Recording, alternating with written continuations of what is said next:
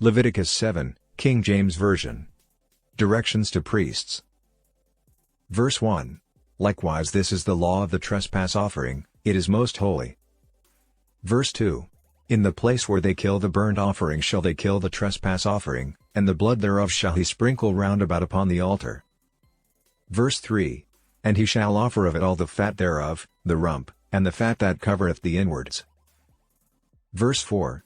And the 2 kidneys, and the fat that is on them, which is by the flanks, and the caul that is above the liver, with the kidneys, it shall he take away. Verse 5. And the priest shall burn them upon the altar for an offering made by fire unto the Lord, it is a trespass offering. Verse 6. Every male among the priests shall eat thereof, it shall be eaten in the holy place, it is most holy. Verse 7. As the sin offering is, so is the trespass offering, there is one law for them, the priest that maketh atonement therewith shall have it. Verse 8. And the priest that offereth any man's burnt offering, even the priest shall have to himself the skin of the burnt offering which he hath offered. Verse 9. And all the meat offering that is baken in the oven, and all that is dressed in the frying pan, and in the pan, shall be the priest's that offereth it. Verse 10. And every meat offering, mingled with oil, and dry, shall all the sons of Aaron have, one as much as another. The peace offerings. Verse 11. And this is the law of the sacrifice of peace offerings, which he shall offer unto the Lord. Verse 12. If he offer it for a thanksgiving, then he shall offer with the sacrifice of thanksgiving unleavened cakes mingled with oil, and unleavened wafers anointed with oil, and cakes mingled with oil, of fine flour, fried. Verse 13. Besides the cakes, he shall offer for his offering leavened bread with the sacrifice of thanksgiving of his peace offerings. Verse 14. And of it he shall offer one out of the whole oblation for an heave offering unto the Lord, and it shall be the priest's that sprinkleth the blood of the peace offerings. Verse 15. And the flesh of the sacrifice of his peace offerings for thanksgiving shall be eaten the same day that it is offered, he shall not leave any of it until the morning. Verse 16. But if the sacrifice of his offering be a vow, or a voluntary offering, it shall be eaten the same day that he offereth his sacrifice, and on the morrow also the remainder of it shall be eaten. Verse 17. But the remainder of the flesh of the sacrifice on the 3rd day shall be burnt with fire.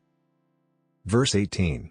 And if any of the flesh of the sacrifice of his peace offerings be eaten at all on the 3rd day, it shall not be accepted, neither shall it be imputed unto him that offereth it, it shall be an abomination, and the soul that eateth of it shall bear his iniquity.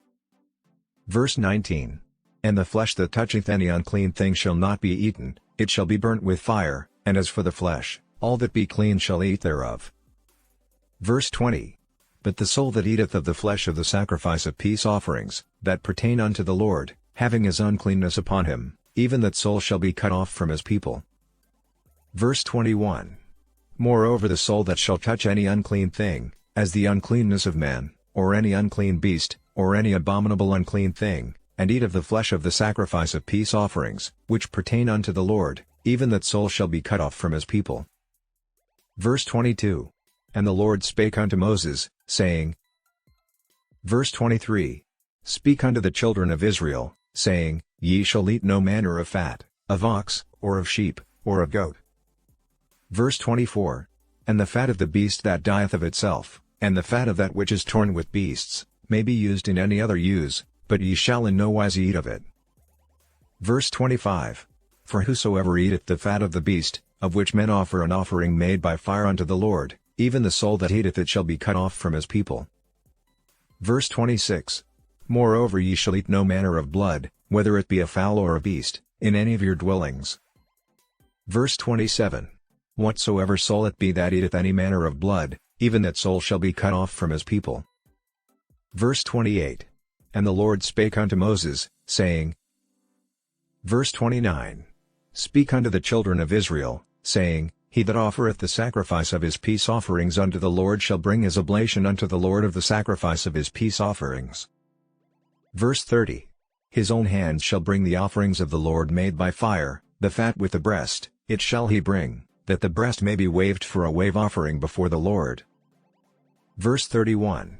And the priest shall burn the fat upon the altar, but the breast shall be Aaron's and his sons. Verse 32. And the right shoulder shall ye give unto the priest for an heave offering of the sacrifices of your peace offerings. Verse 33. He among the sons of Aaron, that offereth the blood of the peace offerings, and the fat, shall have the right shoulder for his part. Verse 34. For the wave breast and the heave shoulder have I taken of the children of Israel from off the sacrifices of their peace offerings, and have given them unto Aaron the priest and unto his sons by a statute forever from among the children of Israel. Verse 35. This is the portion of the anointing of Aaron, and of the anointing of his sons, out of the offerings of the Lord made by fire, in the day when he presented them to minister unto the Lord in the priest's office. Verse 36. Which the Lord commanded to be given them of the children of Israel, in the day that he anointed them, by a statute forever throughout their generations. Verse 37. This is the law of the burnt offering, of the meat offering, and of the sin offering, and of the trespass offering, and of the consecrations, and of the sacrifice of the peace offerings. Verse 38. Which the Lord commanded Moses in Mount Sinai, in the day that he commanded the children of Israel to offer their oblations unto the Lord, in the wilderness of Sinai. Join us tomorrow and don't forget to like the post and subscribe to our YouTube channel for more Bible reading.